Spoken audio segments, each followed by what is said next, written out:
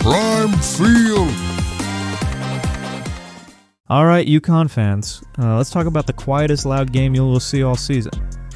Azzi Fudd dropped 16 in a blowout. It sits early in the fourth with the scoreboard basically screaming game over. And somehow it sparks the biggest March question on the entire roster. Is UConn's offense built on rhythm? Or does March demand somebody grabbing the reins? Because if you're waiting for Fudd to turn into a fourth quarter ball-dominant closer, what if that's not the plan? And what if that's exactly why this is scary? So yes, on paper it's 16 points on 6 of 16 shooting. That's 37.5% overall. From 3, 4 of 10, that's 40%. Solid. But the real story is how those shots arrived. Fudd didn't look like a guard hunting shots to make a statement. She looked like a player occupying the exact spaces the system is designed to punish you from. And here's the moment that tells you everything. She leaves the floor at the start of the fourth with UConn up 84-48. That's not she disappeared. That's UConn saying, we already broke the game. And if you're a fan asking, why didn't she close? The answer might be even louder. Because they didn't need a closer. And that leads us straight into the real blueprint. UConn's scoring rhythm in this one looked like a machine warming up, then going full turbo. First quarter, 31.8% shooting. Second quarter, 61.5%. That's a team finding the feel, adjusting, settling in. And then the third quarter, that's where UConn turns basketball into an avalanche. They go 10 of 16 from the field, 62.5%. They hit 4 of 7 from 3, 57.1%. They get to the line of 5 of 7. And they drop 29 points in that stretch like they're playing downhill the entire time. Now ask yourself, when UConn hits that gear, what's Fudd's role? Not hero ball, not bailout creator. It's something way more ruthless. She becomes the punishment. Because when defenses rotate, when they help a step too far, when they collapse late, Fudd is already set, already balanced, already living in that catch-and-shoot world where one mistake becomes 3 points. And that's where Sarah Strong becomes a huge part of the story. Strong gives you 8 rebounds, 4 assists, 4 steals in 25 minutes. And her work at the elbow is the kind of thing that doesn't trend on highlight reels. But it's exactly what forces defenses to pick their poison. You overreact to the action at the elbow? Congratulations, Fudd is waiting. And when the third quarter breaks the game open, the fourth quarter becomes something else. Fourth quarter, UConn cools off naturally. 6 of 16, 37.5%. And that's not a warning sign. That's what happens when the game is already decided and the rotation opens. And this is where the conversation shifts from stars to structure. Because while everybody's eyes are locked on Fudd's role, the bench is quietly sending the message. We're not just surviving minutes, we're winning them. Allie Ziebel steps in and drills 4 threes. She's 4 for 6 from deep for 12 points off the bench. That is not empty scoring. That's lineup flexibility. You can't just load up on the starter's pressure.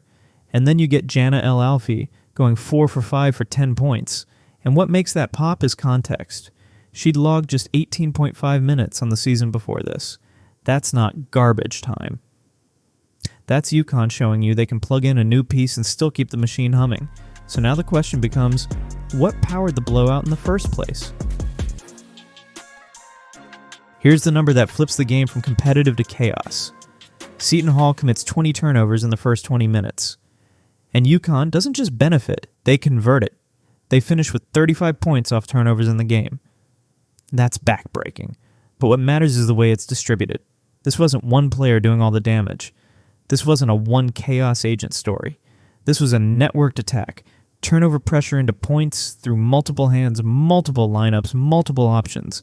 So when people ask, who owns the crisis moments? The answer in this game is, the system does. Zabel cashes in. El Alfi cashes in. The bench is ready. And Fudd's role isn't to be the emergency closer. It's to be the multiplier. She stretches the floor, punishes rotations, and makes your defensive margin for error basically disappear. But now comes the real March-level question. Here's the uncomfortable truth. Seton Hall turning it over like that isn't what elite teams do in March. The possessions get cleaner. The mistakes shrink. The game slows down.